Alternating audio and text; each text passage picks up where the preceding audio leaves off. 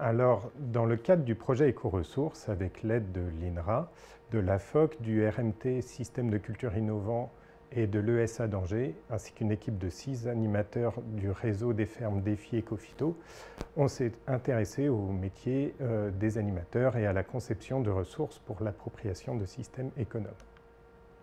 Alors en fait, on est reparti de projets précédents réalisés dans le passé, et donc, ils nous ont montré plusieurs choses. D'abord, les agriculteurs, quand on s'intéresse à leur histoire, ils sont en mouvement et on voit qu'il n'y a pas de parcours type, plus des histoires humaines, singulières et des opportunités en cours de cheminement.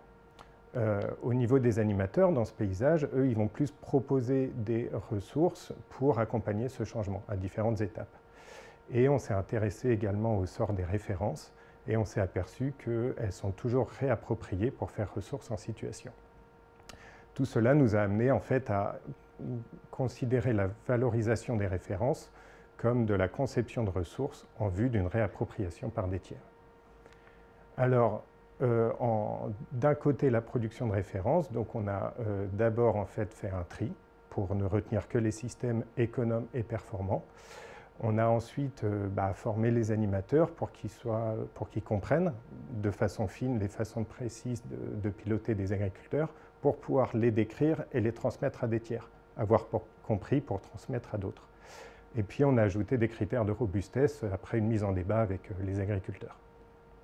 De l'autre côté, donc on a fait des ateliers de débriefing de situation et puis on s'est mis à concevoir des ressources et on les a testées en situation réelle pour les améliorer et les finaliser.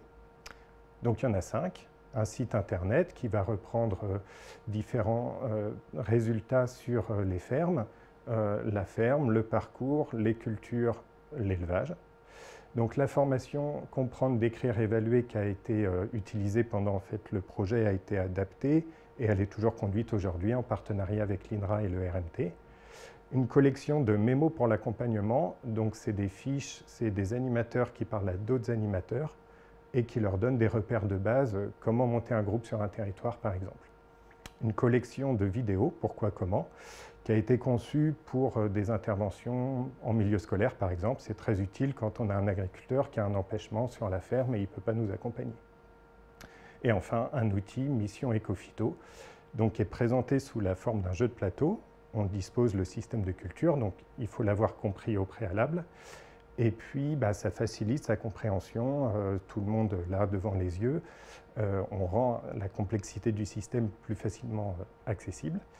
Et une fois que tout le monde a compris, on cale les objectifs de la séance. Par exemple, réduire de moins 50%, moins 100%, hein, pourquoi pas.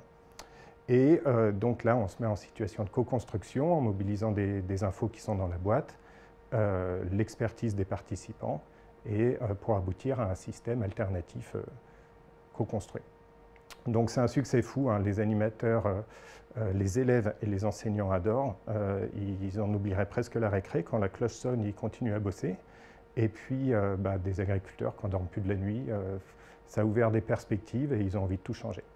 Alors vous pouvez retrouver toutes ces ressources sur notre site internet agriculture-durable.org et je vous remercie de votre attention.